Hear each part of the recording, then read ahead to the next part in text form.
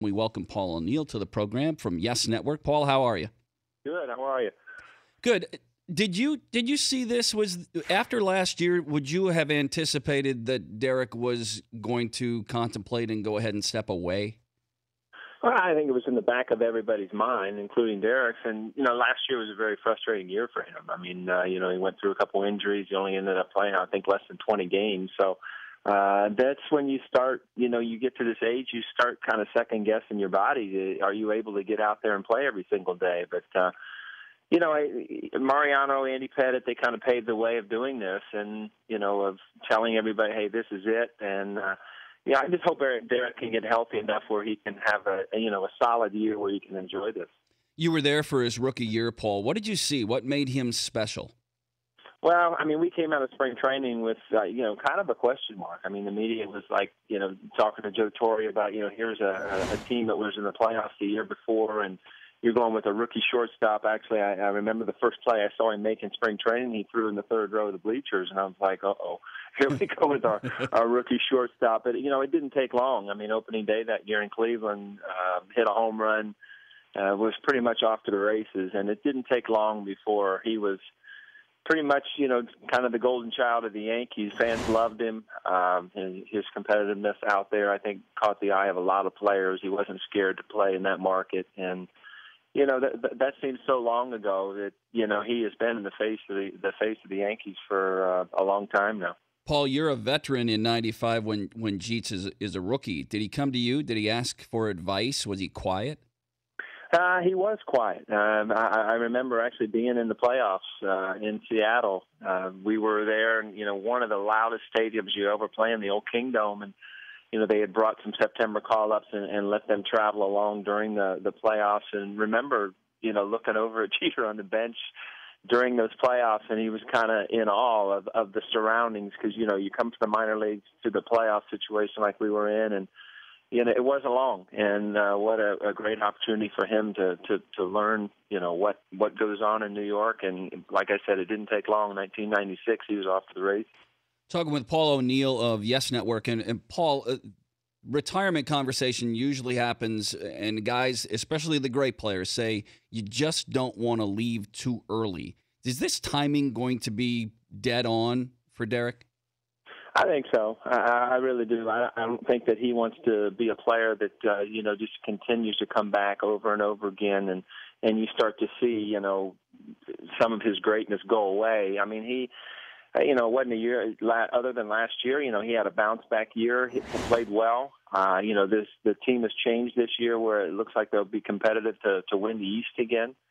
So it just seems like a great time. And the way he has done this by pretty much announcing it on social media, where he'll stay away from a lot of the questions that, you go to spring training with. There's a lot of questions you have to answer every single year. And he'll have to talk about, is he healthy enough to play, this and that, but he won't have to, say, well, if this is your last year, he won't have to go through all that. So in a sense of what the team has to put up with and Derek question-wise, is probably a pretty good move.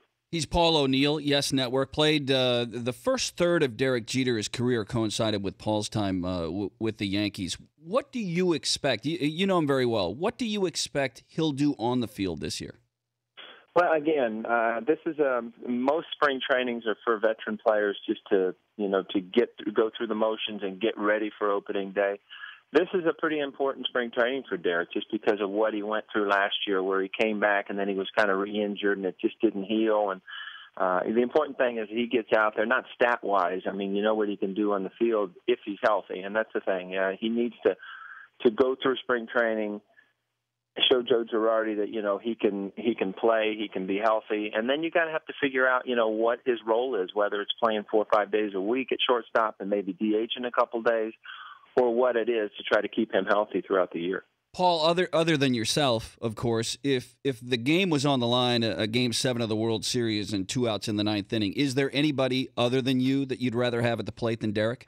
Well, it's funny that you say that because it seemed like that was a guy that was at the plate a lot of times during those championship years, and it's he was so good at that. And it goes back to confidence. I mean, he believes in himself, and in not a way that he'll talk about it, but he, internally believes that, he's going to get a hit every single time. And that he came through a lot for us in big games.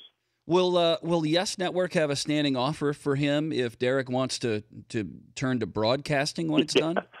They kind of joked about it yesterday, and he said, hey, that's not what I'm going to do. But you never know what's going to happen. But I wouldn't be surprised at all if he was, with the Yankees in some capacity, probably with the uniform on. So we'll see what happens. With a uniform, so more likely to be on the coaching side of it or the ownership side of it? Either or. I think that, Joe Girardi obviously will put a hand out to see, hey, you want to stick around, I'm sure.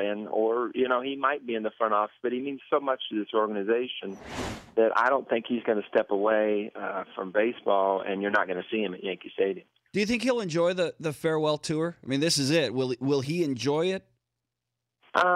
Again, it goes back to, where this team is, whether they're competing, whether they're in a race. And that, again, if you're in a race, with the Red Sox and with the Rays, then you don't have to answer a lot of questions about, what I'm going to do tomorrow, and this is my last at-bat at this stadium.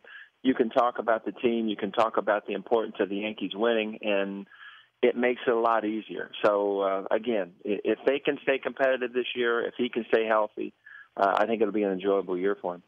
Paul, we appreciate it. But last thought here. Was there any parting gift that you got when you retired that you value even to this day?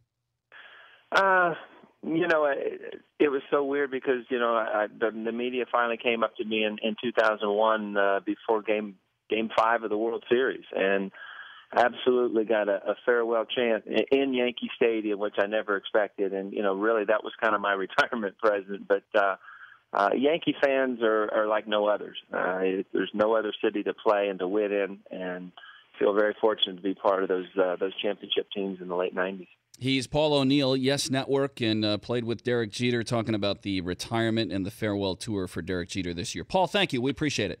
You guys have a good one.